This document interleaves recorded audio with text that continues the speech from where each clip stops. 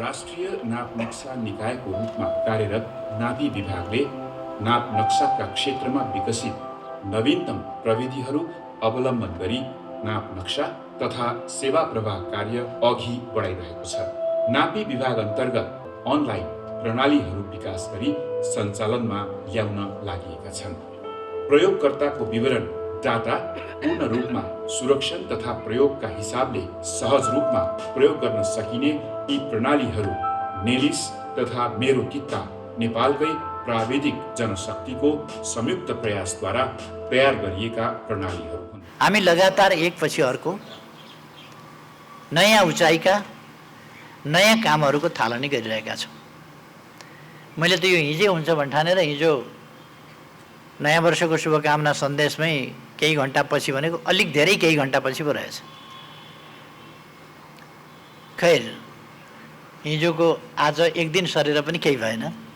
हामीले यस कार्यक्रमलाई सफलतापूर्वक अगाडि बढाएका छौँ र एउटा नयाँ सुरुवात आजबाट गरेका छौँ।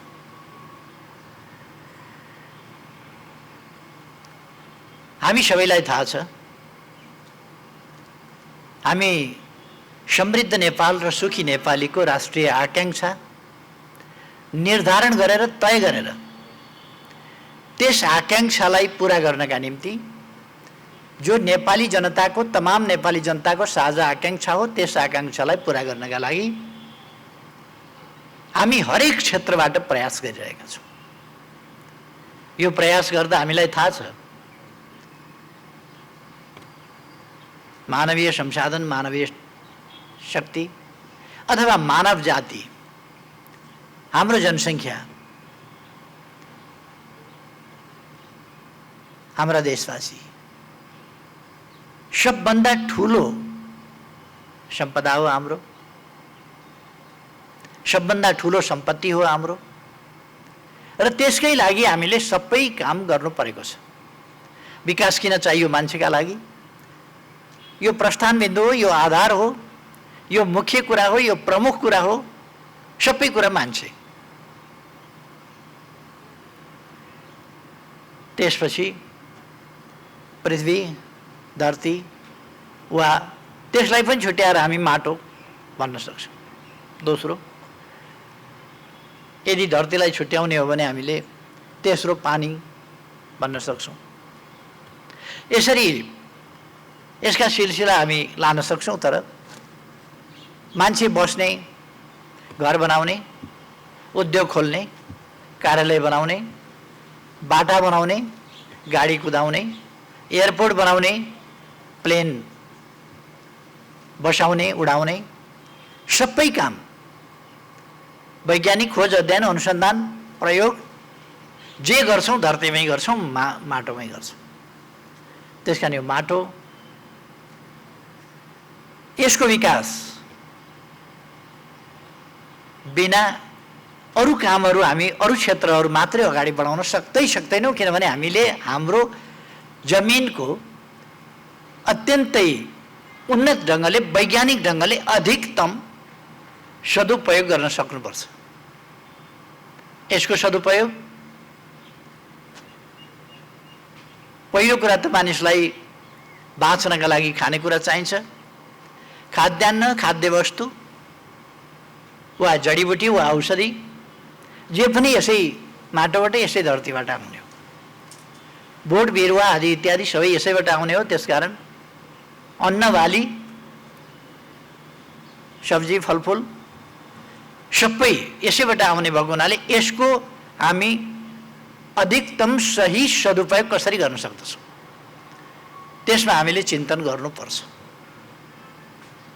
मान्छे त यस्तो प्राणी हो कि यो मान्छे यदि धरतीमा हुँदैन थियो भने यो धरतीको मात्रै होइन सृष्टिकै अर्थ हुँदैन थियो। यो पृथ्वी यदि मानिस थिएन भने के कामको हुन्थ्यो र? यो बुध जस्तै हुन्थ्यो, यो मङ्गल जस्तै हुन्थ्यो, यो शनि जस्तै हुन्थ्यो, यम या वरुण जस्तै हुन्थ्यो, यो निर्जन हुन्थ्यो, यो निरस हुन्थ्यो। यसको सुन्दरता, यसको सृजनशीलता, यसको जीवन्त प्रकृति, यो सबै बुझ्ने, त्यसको सदुपयोग गर्ने, त्यसको सुन्दरताको आकलन गर्ने, त्यसको उपभोग गर्ने, त्यसलाई अझ सिँगार्ने। मान्छे नभए त केही पनि हुँदैन थियो। मान्छे नभए धरतीको अर्थ हुँदैन थियो, सौरमण्डलको अर्थ हुँदैन थियो, सूर्यको अर्थ हुँदैन थियो, आकाश गङ्गाहरूको अर्थ हुँदैन थियो, अन्तरिक्षको अर्थ हुँदैन थियो, सृष्टिकै अर्थ हुँदैन थियो, केही पनि हुँदैन थियो। मानिसको त्यो महत्त्व छ। त्यसै कारण हामी मानव जातिको सुखद, सुरक्षित, संरक्षित भविष्य, संरक्षित सुखी, सुरक्षित भविष्य र सुरक्षित र सुखी भविष्य मानिसको चाहन्छौँ। यसै कारण हामीले त्यसका लागि समृद्ध नेपाल, सुखी नेपाली भनेका छौँ। त्यसबाट अहिले हामीले अरूले कसैले प्रेरणा ल्याउन् भन्न सक्दैनौँ, तर हामीले जुन मूल मन्त्र कोइन गरेका छौँ, जुन निर्धारण गरेको छौँ, त्यो असाधारण छ। समृद्ध नेपाल, सुखी नेपाली। यसलाई साकार पार्नका निम्ति हामी हरेक क्षेत्रमा विज्ञान र प्रविधिको प्रयोग गर्ने र हामीले निर्माणका कामहरू, अरू कामहरूमा पनि भनेका छौँ, हाम्रो इतिहास झल्किने र आधुनिकता टल्किने खालको। हामी हरेक चिजमा हाम्रो इतिहास बिर्सिँदैनौँ र हामी त्यसमा आधुनिकता टल्काउन चाहन्छौँ। हाम्रा गौरवहरूलाई अगाडि बढाउन चाहन्छौँ, संरक्षित गर्न चाहन्छौँ र त्यसलाई आधुनिकतामा ढाल्न चाहन्छौँ। आज हामीले गरेको कुरो त्यही हो। हाम्रा कार्यालयहरू छन्, ती कार्यालयहरूको कर्तव्य उही छ, तर त्यो कर्तव्य पुरा गर्ने तरिकामा हामीले परिवर्तन गरेका छौँ, फरक ल्याएका छौँ। महत्त्व त्यस कुरामा छ। उद्देश्य त सेवा गर्ने हो जनताको, जनतालाई सेवा सुविधा पुर्याउने हो हामीले, तर पुर्याउने तरिकामा भिन्नता छ। हिजोभन्दा आज हामी उन्नत ढङ्गले पुर्याउन सक्छौँ। आज हामीले मेरो कित्ता, यो माई प्लटवाला कार्यक्रम, मेरो कित्ता, यस कार्यक्रमको हामीले आज सुरु गरेका छौँ। म अत्यन्त हर्ष व्यक्त गर्न चाहन्छु, यसमा खुसी व्यक्त गर्न चाहन्छु। यो असाधारण उपलब्धि हो। यसका तत्कालका 3वटा लक्ष्यहरू अघि सचिवजीले हो कि डाइरेक्टरजीले हो, 3वटा लक्ष्यहरू राख्नुभयो। Lace face, lace paper, cashless. Lace face, lace paper, अथवा मानिसको प्रत्यक्ष उपस्थिति कम होस् कि मानिसको प्रत्यक्ष अनुहार आउने कुरा या उपस्थिति हुने कुरा कम गर्ने, कागजको प्रयोग कम गर्ने र पेपर के अरे पेपर मनीलाई के भन्छ, क्यास होइन, हामीले चेक चलाउने, त्यस प्रकारको सिस्टमतिर हामी अगाडि बढ्ने। क्यासलेस अर्थात् यसका लागि हामीले एक सूत्रमा भन्दाखेरि डिजिटल नेपाल भन्यौँ। यो खालि नापीको क्षेत्रमा मात्रै होइन, यो नेपाल ल्यान्ड इन्फर्मेसन सिस्टमको कुरा मात्रै होइन, यो मेरो कित्ताको सिस्टममा मात्रै होइन, अनेक सिस्टमहरूमा हामीले नेपाललाई डिजिटल नेपाल बनाउन चाहन्छौँ, डिजिटलाइज गर्न चाहन्छौँ। यसको बहुआयामिक पक्षहरू छ। तसर्थ यसलाई हामी नयाँ ढङ्गले आधुनिक दिशामा लान चाहन्छौँ। म मूर्धन्य पूर्व नाभी विभाग प्रमुखज्यूहरूलाई देखिराखेका छु अगाडि।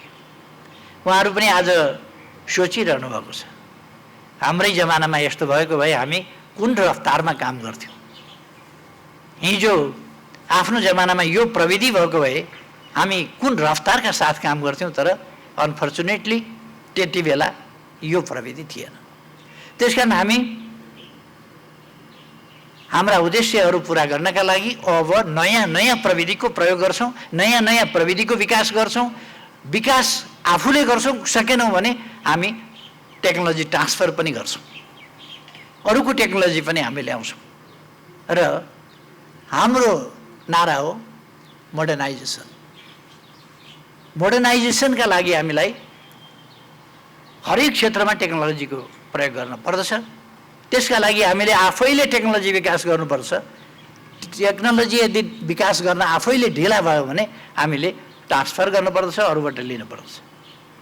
हाम्रो यति बेला दुईटा कुरामा, लिने कुरामा दुईटा कुरामा विशेष जोड छ। एउटा इन्भेस्टमेन्ट ल्याउने कुरामा, दोस्रो टेक्नोलोजी ल्याउने कुरामा। हामी लगानी आमन्त्रण गर्छौँ, टेक्नोलोजी पनि हामी ल्याउँछौँ।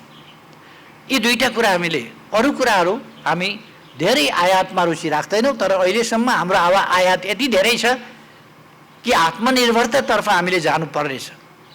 यस सन्दर्भमा हामी कमसेकम कृषिको क्षेत्रमा, जमिनको उपयोगको क्षेत्रमा, कृषिको क्षेत्रमा, यी क्षेत्रहरूमा आत्मनिर्भर हुन सक्यौँ भने आत्मनिर्भरताको सुरुवात अरू क्षेत्रहरूमा पनि हुन्छ। कृषिको आधुनिकीकरण भयो भने, कृषिको व्यावसायिकीकरण भयो भने त्यसले साइडमा कृषि आधारित उद्योगहरू पनि खोल्छ। साना मझौला घरेलु उद्योगहरू खोल्छ, प्रशोधन उद्योगहरू खोल्छ, चिसानका सेन्टरहरू खोल्छ, जब अपर्च्युनिटी थप सिर्जना गर्छ। र यसका इफेक्टहरू खाली उत्पादन र उत्पादकत्व वृद्धिमा मात्रै हुँदैन, सहजता सेवा प्राप्त गर्ने वा सेवा प्रदाय गर्ने, उपलब्ध गराउने, सेवाग्राही वा सेवा प्रदायकको सजिलोको लागि मात्रै होइन कि यसले उत्पादन उत्पादकत्व वृद्धि गर्ने। त्यसको अर्थ यसले उत्पादनलाई अब ठुलो मात्राको उत्पादनतर्फ लाने, उत्पादन उत्पादकत्व वृद्धि र ठुलो मात्रामा उत्पादन। त्यस उत्पादनले बजार खोज्छ, पहिले आन्तरिक बजार खोज्छ, आत्मनिर्भरतातर्फ जान्छ, त्यसपछि त्यसले अन्तर्राष्ट्रिय बजार खोज्छ र हाम्रो एक्सपोर्ट बढ्छ। जब ठुलो मात्राको उत्पादन हुन्छ त्यसपछि त्यसका विभिन्न पक्षहरू, त्यसको सुरक्षाका विभिन्न पक्षहरू, कतिपय कुराहरू हामीले फलफुलहरूको सम्बन्धमा त्यसको प्रशोधनका कारखानाहरू, जुस कारखानाहरू, विभिन्न क्यानिङ, बोटलिङ यस्ता फ्याक्ट्रीहरू, ड्राई फ्रुट तयार गर्ने कारखानाहरूदेखि लिएर अरू प्रकारका अनेक कुराहरू हुन सक्छन्। त्यसकारण यसका मल्टिपल सकारात्मक असरहरू, त्यतापट्टि अब देश जाँदैछ, त्यतापट्टि हामी देशलाई लान चाहिरहेका छौँ। यस सन्दर्भमा भूमि व्यवस्था मन्त्रालय, सहकारी मन्त्रालय यसैभित्र पर्छ होइन, गरिबी निवारण मन्त्रालय पनि यसैभित्र पर्छ, अथवा यो भूमि व्यवस्था सहकारी एवं गरिबी निवारण मन्त्रालय, यसले यस क्षेत्रमा, यस दिशामा पुर्याएको योगदानको, यसका निम्ति विषयको मर्म बुझेर गरेका काम र पुर्याएका योगदानको म प्रशंसा गर्न चाहन्छु। हामीले जमिनकै सम्बन्धमा डिजिटल सोइल म्यापिङ त्यो सफलतापूर्वक सम्पन्न गरिसकेका छौँ। डिजिटल सोइल म्यापिङ जसले जमिन हिजो जस्तो त्यहीँ गएर त्यहीँ खनेर त्यहीँको माटो ल्याएर त्यहीँको माटोलाई परीक्षण गरेर लामो समय लगाउनु पर्थ्यो, त्यस्तो पर्दैन। अब तत्कालै हामी प्राप्त गर्न सक्छौँ। गुगलबाट जमिन हेरेर त्यो जमिनको स्थिति के छ, त्यहाँ कस्तो कस्तो क्वालिटी के चिजको कमी के छ, बढी के छ, कुन बाली लगाउने हो, किसान कुन बाली लगाउन चाहन्छ, त्यस बालीका लागि कुन मलको कमी वा कुन चिजको बढी छ, अम्लीयता बढी छ कि क्षारीयता बढी छ कि के कुरामा बढी छ, कुन प्रकारको मलको, प्राङ्गारिक मलको कमी छ कि अथवा अरू मलको कमी छ कि के कुराहरूको कमी छ, त्यो कुराहरू हामी प्रत्यक्ष रूपमा देख्न सक्छौँ र त्यस जमिनमा यो चिज, यस बालीको लागि यो चिज यति मात्रामा यो समयमा लगाऊ भनेर किसानलाई केन्द्रबाटै पनि निर्देशित गर्न सकिन्छ, जिल्ला कार्यालयहरूबाट पनि निर्देशित गर्न सकिन्छ र जहाँसुकैबाट पनि निर्देशित गर्न सक्ने गरी हामीसँग त्यस प्रकारको खालि त्यो जमिनमा के छ भन्ने थाहा भइसकेपछि त्यसको अर्थ के हो र कुन बालीका लागि कुन कुन तत्त्वहरू त्यसमा थप्नुपर्छ भन्ने कुराको जानकारी भएको, प्राविधिक ज्ञान भएको मानिसले जहाँसुकैबाट पनि त्यसलाई गरिदिन सक्ने अवस्था रहन्छ। त्यसकारण हाम्रो प्राविधिकहरूको धेरै दौडधोप पनि हुँदैन। त्यो एक ठाउँबाटै उसले धेरै ठाउँहरूलाई निर्देशित गर्न सक्छ अथवा विज्ञानको सही सदुपयोग, प्रविधिको सही सदुपयोगको अर्थ त्यही हो। हिजो उहिले भृकुटीलाई बिहे गरेर तिब्बत लाँदाखेरि दरबारमा बसेकी त्यो बिचरा राजकुमारीलाई ती पहराबाट 3 महिना हिँडाएर पुर्याउनु परेको थियो। अहिले 1 घन्टामा लासा एयरपोर्टमा खतरक्क ल्यान्ड गर्छ। कति सजिलो भयो। गाडीबाटै जाने हो भने पनि सजिलोसँग केही घन्टामा सजिलोसँग पुगिन्छ, हिँड्नु पर्दैन, भिर चढ्नु पर्दैन, उकालो चढ्नु पर्दैन, डाँडाका टुप्पासम्म खुइ गर्दै हिँड्नु पर्दैन। बोक्नेले पनि भिरमा त बोक्न मिल्दैन थियो नि, ओर्लेर हिँड्नु पर्थ्यो। त्यो पाल्की बोकेर पनि पाल्की ठोकियो भने तल खोलामा पुग्थ्यो, भिरका फेदामा पुग्थ्यो पाल्की ठोकियो भने। त्यस कारण त्यो पाल्की बोक्ने पनि ठाउँ हुँदैन थियो, लौरो टेकेर हिँड्न पर्थ्यो। त्यो जमाना थियो भने अरूलाई कष्ट थिएन, खालि राजकुमारीलाई कष्ट थियो भने होइन। तर अरू त अघि पछि पनि बाटा हिँड्दा हुन्, बिचरा राजकुमारी त दरबारमै बसिराखे, त्यसलाई अलिक बढी नै कष्ट भयो कि अभ्यास नभएका मान्छेलाई। खैर, आज विज्ञानले प्रविधिको विकास गरेको छ र विज्ञान र प्रविधिको विकासले, खास गरी 20औं शताब्दीमा भएको विज्ञान र प्रविधिको तीव्रतर विकास, त्यसले धेरै कुरामा सजिलो पारेको छ। तर 20औं शताब्दीमा जुन कुराहरू भइसकेको थिएन कतिपय ठाउँमा भने आज हामी ती कुराहरू अगाडि बढाउँदैछौँ। यो थुप्रै कुराहरू, डिजिटल सोयल म्यापिङ, यो साउथ एसियामा हामी नै पहिलो हौँ यो गर्ने। सायद यो मेरो किताब पनि हामी नै पहिलो होला। हामी नयाँ टेक्नोलोजीको प्रयोगमा अगुवाई गरिरहेका छौँ। अहिले यही हिसाबले जानुपर्छ। म नापी विभाग, त्यस अन्तर्गतका साथीभाइहरूलाई धन्यवाद भन्न चाहन्छु। यो 1 वर्षमा सगरमाथाको उचाइ पनि नापिएको छ। यसै 1 वर्षमा डिजिटल सोयल म्यापिङ पनि भएको छ। यही 1 वर्षमा ल्यान्ड इन्फर्मेसन सिस्टम पनि डेभलप भएको छ। यही 1 वर्षमा यो मेरो किताब पनि डेभलप भएको छ। अथवा यस्ता थुप्रै कुराहरू जमिनको सदुपयोगको सम्बन्धमा, आधुनिक हिसाबले जमिनको सदुपयोग गर्ने सन्दर्भमा, यसबाट सेवा सुविधा प्राप्ति र प्रदाय गर्ने कुरामा र उत्पादन र उत्पादकत्व वृद्धि गर्ने कुरामा, यी सबै पक्षहरूमा यसको दूरगामी महत्त्व रहेको छ, सकारात्मक महत्त्व रहेको छ, जसले आगामी दिनमा हाम्रो विकासलाई झ्वाट्ट हेर्दा, यो जमिनसँग झ्वाट्ट हेर्दाखेरि यो कृषिसँग, उत्पादन र उत्पादकत्वसँग, किसानसँग सम्बन्धित होला कि जस्तो देखिन्छ। तर त्यो मात्रै होइन, जति किता छन् नेपालमा ती सबै किताहरू, त्यो किताको नक्सा तपाईँ आफ्नो कम्प्युटरमा प्राप्त गर्न सक्नुहुन्छ, आफूले घरमा प्रिन्ट गर्न सक्नुहुन्छ र त्यो कुरा खाली सेन्टरमा तपाईँले सम्पर्क गरेर यति किता भन्नुपर्छ, त्यति भएपछि तपाईँलाई उपलब्ध हुन्छ। यस प्रकारको एउटा नयाँ अभियान, यस्तै अभियान विभिन्न मन्त्रालय अन्तर्गत विभिन्न क्षेत्रमा यस्तै अभियानहरू अत्यन्त तीव्रताका साथ चलेको छ। आज हरेक मन्त्रालय आफूलाई गौरवान्वित ठान्दछ। हरेक मन्त्रालय आफूले यो काम गरेको छु भनेर देखाउन लायकका त्यस्ता मार्कहरू, आफ्ना पदचिह्नहरू, आफूले छोएका उचाइहरू, ती कुराहरू अङ्कित गरेर गौरवान्वित गर्छ आज हरेक मन्त्रालय। त्यस्तै भूमि व्यवस्था, सहकारी र गरिबी निवारण मन्त्रालय पनि एउटा हो जसले आफूले नयाँ मार्क कायम गरेको छु, नयाँ रेकर्ड बनाएको छु, नयाँ उचाइ छोएको छु, उपलब्धिपूर्ण काम गरेको छु भनेर गर्व गर्न सक्दछ। नापी विभागले त्यसै गरी गर्व गर्छ। एक क्षेत्रमा मात्रै होइन, अनेक क्षेत्रमा।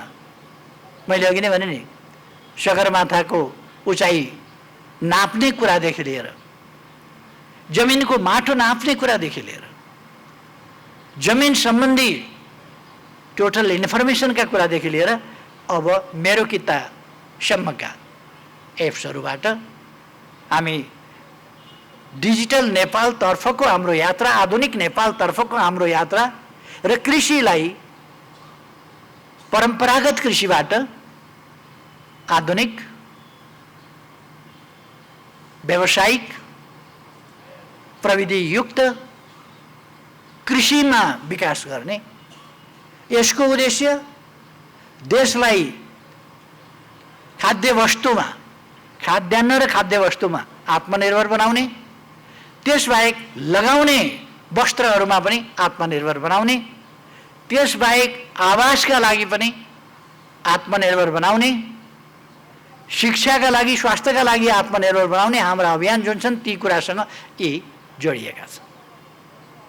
हरेक मन्त्रालय यो मन्त्रालय मात्रै होइन, यो विभाग मात्रै होइन, हरेकले आज आफूले गरेका कामहरू, आज हरेक सचिवले मेरो समयमा मैले यो गरेँ, भोलि पाएको हुँदाखेरि पनि, लौरो टेकेर हिँड्दाखेरि पनि यो सिस्टम मेरो पालामा मैले सुरुवात गराएको थिएँ भन्न सक्छ। एउटा डाइरेक्टरले आज मैले सुरु गरेको थिएँ भनेर सम्झना रहने काम गरेको फिल गर्न सक्छ। र कर्मचारीहरूले हामीले मेहनत गरेका थियौँ, हाम्रो पसिना यसमा छ, हाम्रो मेहनत यसमा छ भनेर गर्व गर्ने ठाउँ बनेको छ। र यो गर्वहरूको एउटा हामी हाम्रा उपलब्धिहरू प्रति गौरवान्वित हुन सक्छौँ र त्यस ढङ्गले हामी अगाडि बढिराखेका छौँ। राष्ट्र निर्माणको हाम्रो अभियान यही नयाँ भिजनका साथ, नयाँ सोचका साथ, नयाँ सङ्कल्पका साथ हामी अगाडि बढाउँछौँ, बढाइरहेका छौँ र अझ अगाडि बढाउँछौँ। यस्ता उपलब्धिहरू र यस्ता प्रयोगहरूले थप उपलब्धि, थप प्रयोग, थप रिसर्च, यस्ता पक्षहरूतिर हामीलाई अझ बढी प्रेरित गर्नेछ, हौसला प्रदान गर्नेछ। यी सफलताहरूले आत्मविश्वास हाम्रो बढाउनेछ र अन्ततोगत्वा नेपाली हुनुमा हामीलाई गर्व गराउनेछ। हामी नेपाली हौँ, हामी गर्न सक्छौँ, हामी नयाँ नयाँ कामहरू गर्न सक्छौँ। हामी साना छौँ भनेर, हामी गरिब छौँ, पछाडिएका छौँ भनेर अलिकति हाम्रा आनी बानीमा सुधार गर्न पर्नेछ। खाद्य वस्तु हामीलाई पुग्ने गरी हाम्रो देशमा उत्पादन छ, तर हाम्रो गलत बानीका कारणले खाद्य वस्तु हामीलाई पुगिराखेको छैन, खाद्यान्न पुगेको छैन, खाद्य सामग्री पुगेको छैन। अलिकति हाम्रा आनी बानी परिवर्तन गऱ्यौँ भने हामीलाई ती कुराहरू पनि पुग्छ। आनी बानीमा परिवर्तन गर्नु छ र हामीले हिँड्नु पर्ने बाटो तीव्रताका साथ सहज ढङ्गले हामी अगाडि बढ्नुपर्नेछ, हिँड्नुपर्नेछ। अब म धेरै समय लिन चाहन्न। तपाईँहरूलाई धेरै धेरै धन्यवाद छ।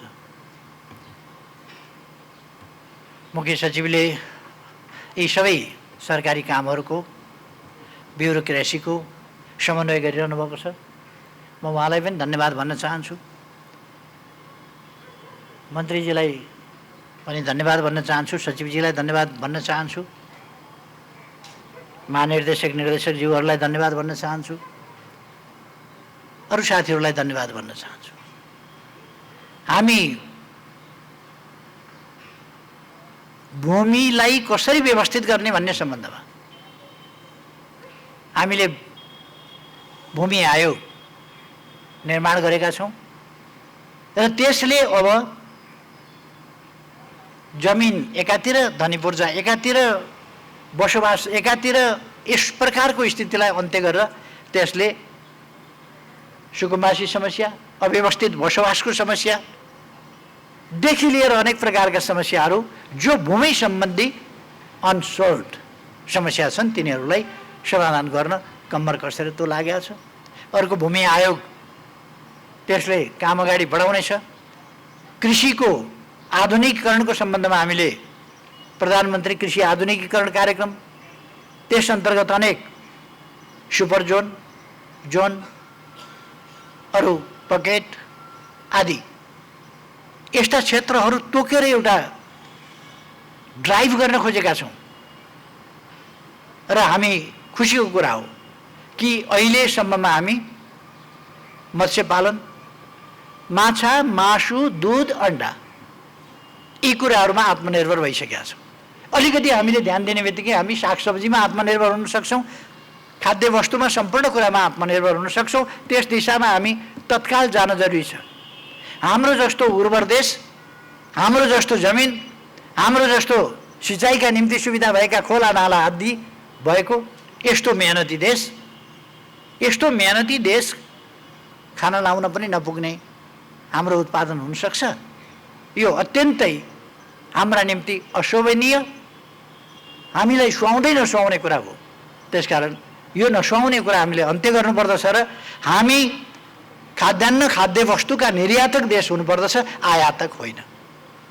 हामीले यस्ता कुराहरू आयात गर्ने कुरा केही वर्षभित्रै, छोटो अवधिमै अन्त्य गर्नुपर्दछ। मैले 2-3 वर्षभित्र यी कुराहरूलाई अन्त्य गर्ने तर्फ सोचिरहेको छु र यस अनुसार काम हामी विभिन्न ढङ्गले गरिरहेका छौँ।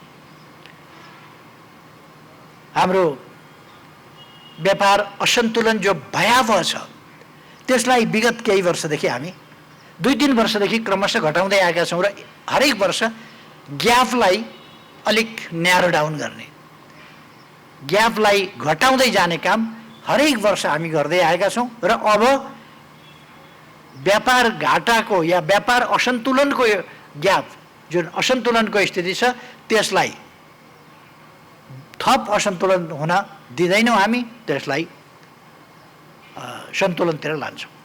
म आग्रह गर्न चाहन्छु, यस्तो बेलामा हामीले कोभिड-19ले हामीलाई 1 वर्ष धेरै ठिलठिल्यायो, जनधनको क्षति गर्यो, हाम्रो अर्थतन्त्रको क्षति गर्यो, हाम्रो शिक्षामा व्यवधान पुर्यायो, हाम्रो स्वास्थ्य स्थितिलाई गम्भीर चुनौती दियो, तर हामीले सम्हाल्यौँ त्यसलाई।